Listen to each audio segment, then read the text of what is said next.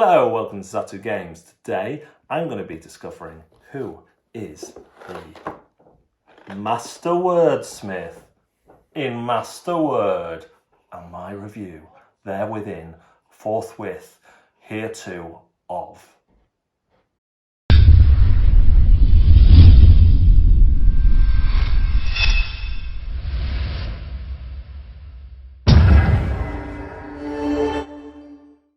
This is Masterword. It obviously comes with pens and an eraser and more tokens. In the game, you are going to play cooperatively to try and guess a word that is hidden with this rather natty little box. I've reset a few so I don't spoil any for me, and I'm only spoiling, well, let's go back all the way. So we're only spoiling the first one that way. So, I can't remember what number I was on though. So for the first one, I know it's an animal. If I'm the clue giver, I also slide this up and see that that's the word that I'm trying to get. I'm trying to communicate cow. And then when I'm finished, simply I would put that to the back, and then we'll be on to the next one if we play another game. So, but otherwise I just put that there and everyone can see that the type is an animal. Then the rest of the team will each get 6 cards. And onto these cards, they are going to be writing words. Now they can write word. They can write a sentence. It doesn't have to be. Like one word. The only thing is it can only point to one kind of type of thing. So let's say I write. We can discuss it. I write flying. And then the other person in the team, writes, well, opposite flying is land. So let's write sea. Now I won't write land because you'll see why in a minute. And animal. Let's write jungle. So if there are 3 players, that's what you might have. Flying, sea, jungle. Now, the clue giver, the person who knows what it is, will look at these and say, well, it doesn't fly, it's not in the sea, and it's not in the jungle, although there are sea cows. So they will place none of these. If there had been a correct one, let's replace sea with farm. So we know one of these is correct. So they would put 1 thumb here. Okay, so then the guys would look at that and they would write some new ones. So maybe they think, maybe it's jungle that's correct. So they have to be careful because if they write the answer, we all lose. So jungle, so they put cold blood. We know it can't be both flying and in the jungle. And then the other people say, no, we want to work out if it's on the farm. So we're going to write cattle and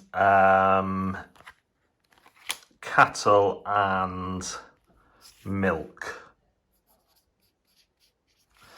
So then the person would go, there's 2 right there, cattle and milk. And at one point during the game, they can move one of these thumbs onto one that is super correct. So we might move it onto there and say milk is super correct. And then they might guess. They say, right, it's a farmyard animal, it's cattle and it's milk. The answer is, of course, goat. Well, the answer would be cow at that point. But they only ever get 3 of these guesses. So if all these guesses are wrong, you can use them at any point in the game. Then you are out of luck. The game plays from 3 to 7, I want to say. 6 players, although you could get a pad and paper and extend how many you do. The trouble is, the more players you have, the more of these you have. So the game caters for up to 5 words, which are going to have these thumbs on. Remember, you can only move 1 of those across, though. When you guess the word, you have a look at the score sheet in the back of the rules and see how well you did. We were a Master Fox. Eagler. Master Fox. I think Eagle Eye's probably better than Master Fox in my eyes, but not in this eyes. That is how you play Masterword.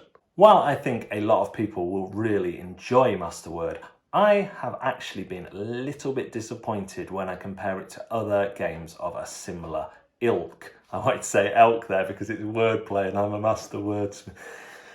The reason for this is the way the game works with those clues. So say you have 4 clues out and 2 of them right and you put 2 thumbs out. Now, sometimes it's really obvious which 2 words are linked, so you can kind of work it out. But other times it can be really hard. And then the game descends into kind of that old deduction game of Mastermind, where you're trying to work out the colours. So you just put like all blues. And literally that is one tactic you could use in this. You could say, well, let's write that word again 4 times, and then we'll know if we get 4 tokens that it's totally right. And logically, that is often probably the fastest way to achieve success. And when you realise that, that kind of takes the shine off the game. A game which otherwise could have been quite Codenames-esque, quite a nice, more straightforward, rules-wise version of kind of Codenames.